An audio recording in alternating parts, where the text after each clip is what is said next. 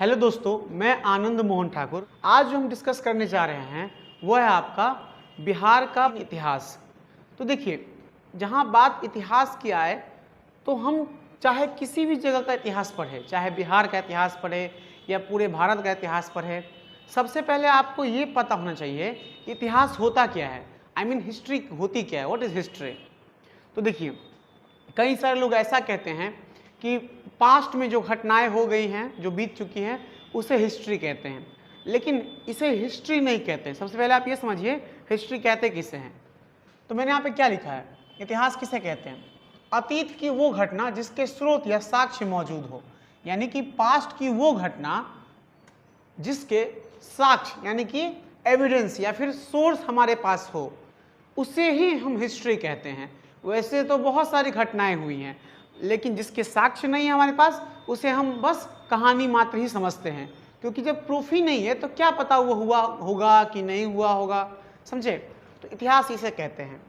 अब देखिए, जैसा कि हमें पढ़ना है बिहार का इतिहास। अब आपके मन में एक प्रश्न आएगा, एक क्वेश्चन आएगा कि सर ये एविडेंस क्या होता है, कैसे क्या हुआ ये एविडेंस, कैसे हम कह सकते हैं कि इस चीज़ का एविडेंस है या नहीं है। तो देखिए, अगर एविडेंस की बात करें, साक्ष्यों की बात करें या स्रोत की बात करें, तो हिस्ट्री के 3 प्रकार के सोर्स होते हैं। अगर किसी घटना के बारे में आपको जानना है कि क्या यह हुआ था या नहीं हुआ था, तो आपको एविडेंस चाहिए। तो एविडेंस 3 प्रकार के हो सकते हैं। अगर इन तीनों में से कोई एक एविडेंस भी आपको मिल जाता है तो हम उसे हिस्ट्री कह देते हैं। क्या है वो एविडेंस? तो सबसे पहले देखिए, आर्कियोलॉजिकल सोर्स यानी कि पुरातात्विक साक्ष्य। इसका क्या मतलब हुआ?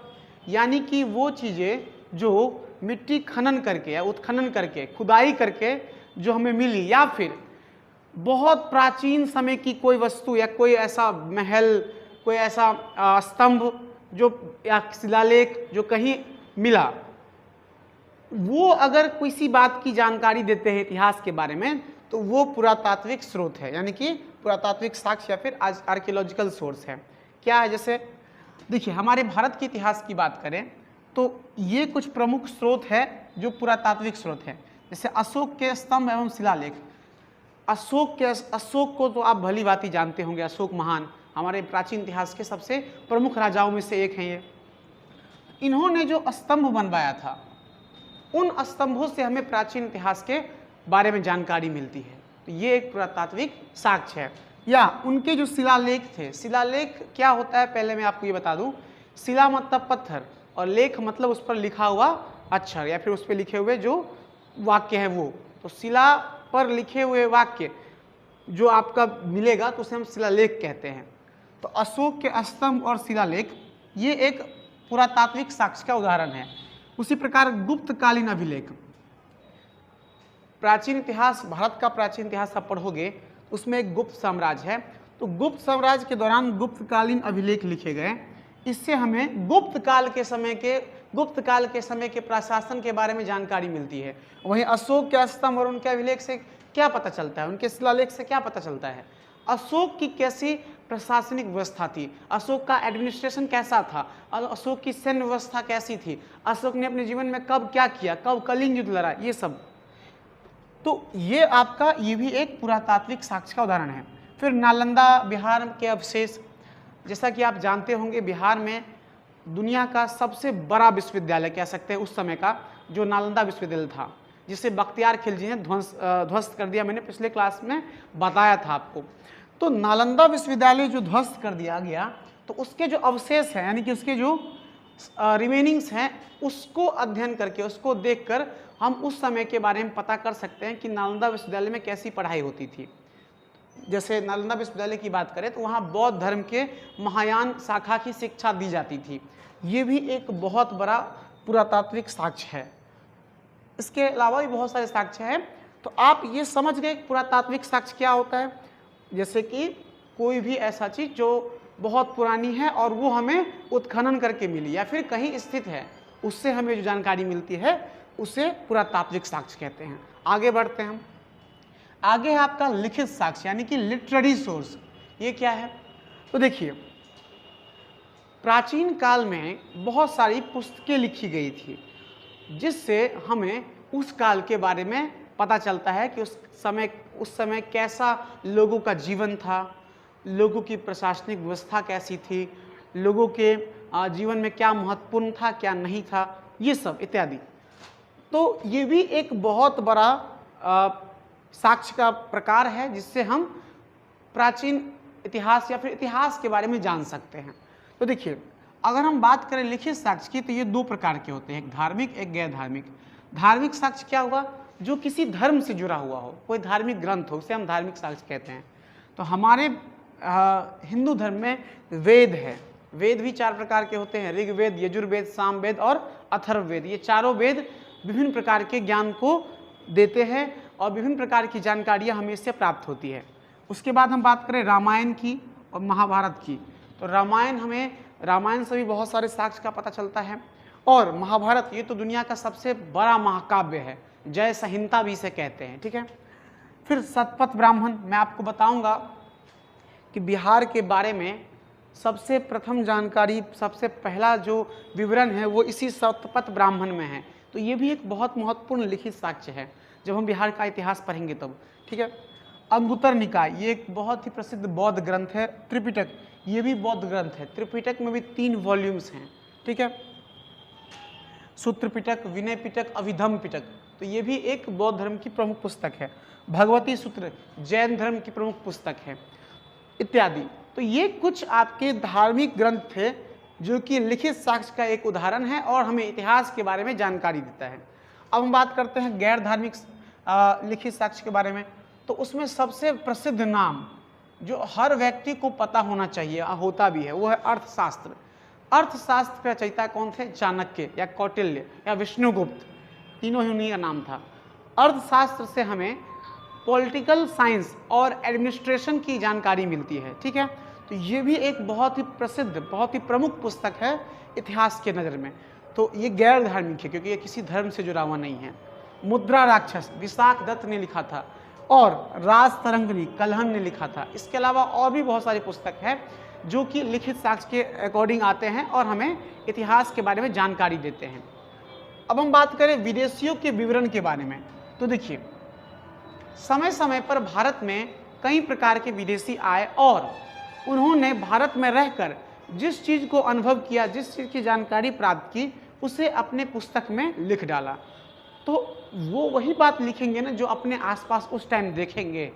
तो जब वही बात लिखेंगे तो उस किताब को पढ़कर हम उस समय की बातों को नहीं जान सकते हैं, ऑटोमेटिकली जान सकते हैं। तो ये भी एक महत्वपूर्ण साक्ष्य का उदाहरण है। अगर आपको विदेशियों के विवरण में भी किसी बात की जानकारी लिख जाती है तो हम उसे भी इतिहास कह सकते हैं। क्या बताया मैंने आपको?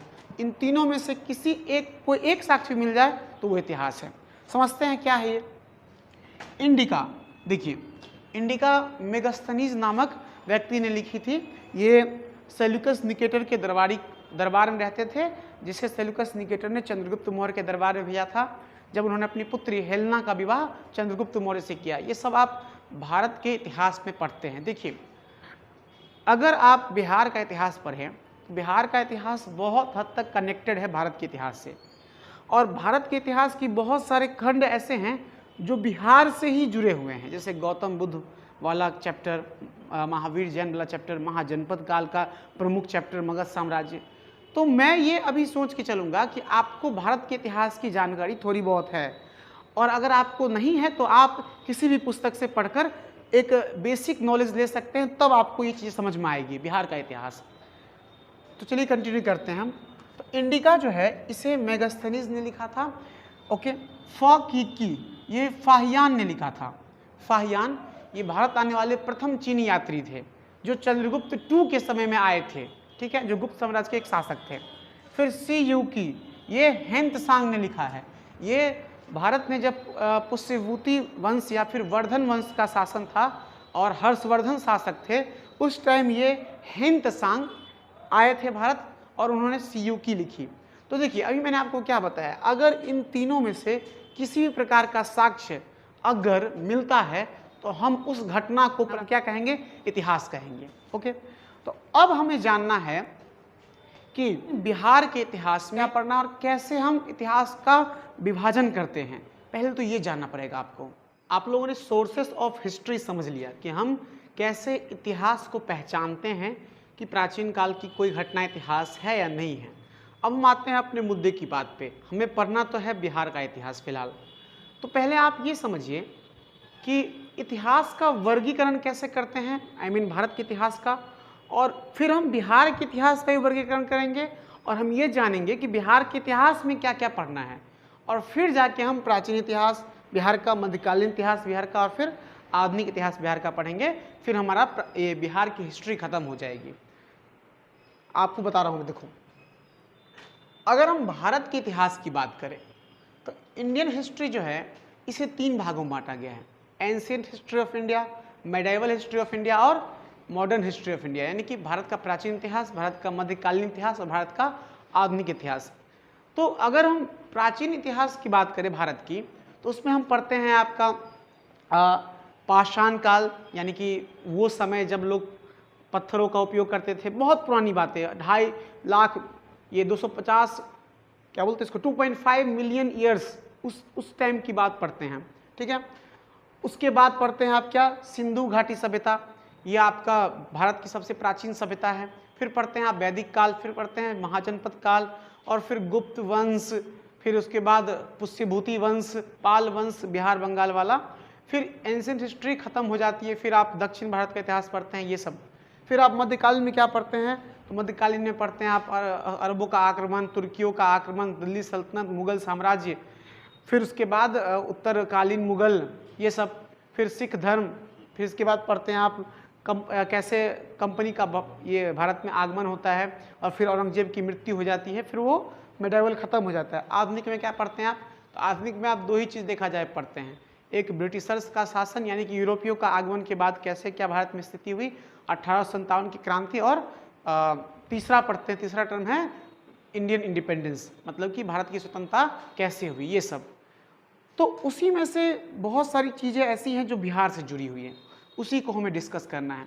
मैंने आपको पहले ही बता दिया, मैं अभी जो पढ़ाने जा रहा हूँ ये सोचकर कि आपको भारत के इतिहास की बेसिक नॉलेज है।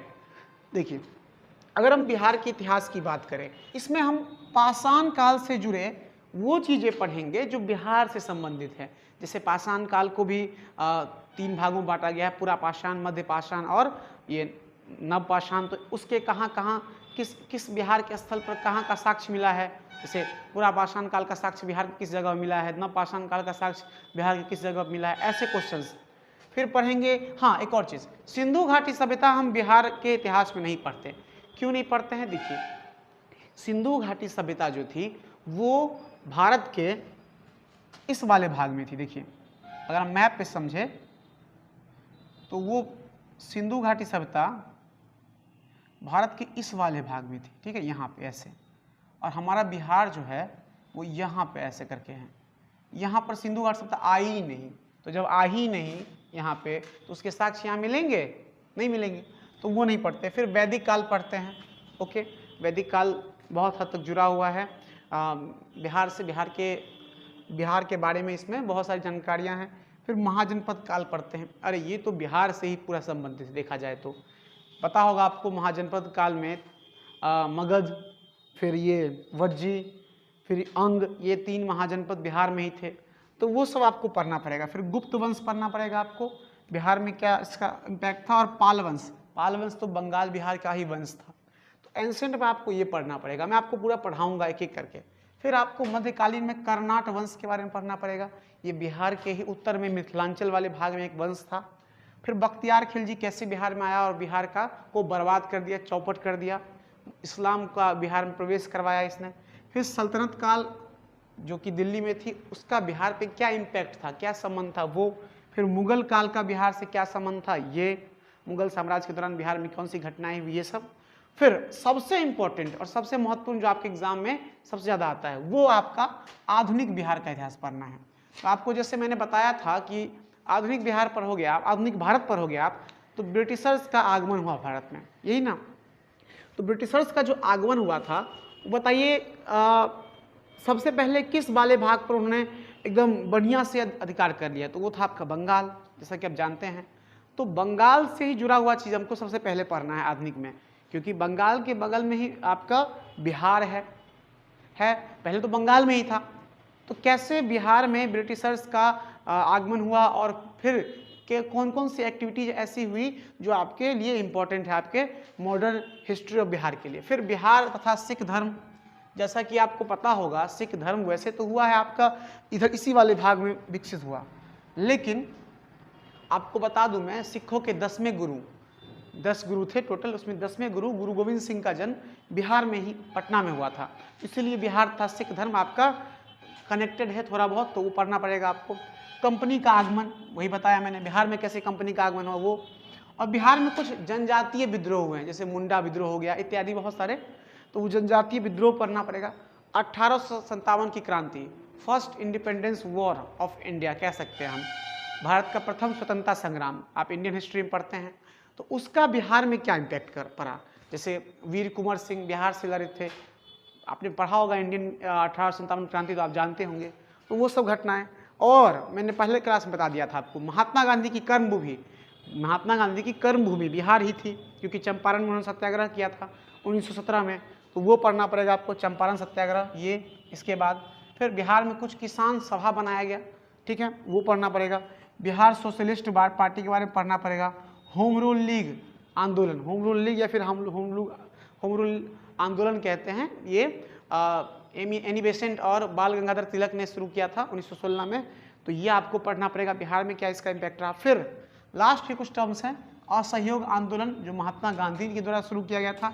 साइमन कमीशन जो कि 7 लोगों का समूह था, भारत में आया था क्या बनाने के लिए, भारतीयों के लिए कानून, सातों के सातों उसमें गोरे थे, व्हाइट कमीशन भी कहा जाता है इसे। भारत में बहुत हद तक विद्रोह हुआ, तो बिहार में किस प्रकार उसका विद्रोह हुआ ये सब, और सभी ने अवज्ञा आंदोलन महात्मा गांधी द्वारा चलाया गया था ये, तो बिहार से क्या इसमें जुड़ा हुआ टर्म है ये सारा। तो आपको बिहार का इतिहास मैंने पूरा बता दिया कि पढ़ना क्या है।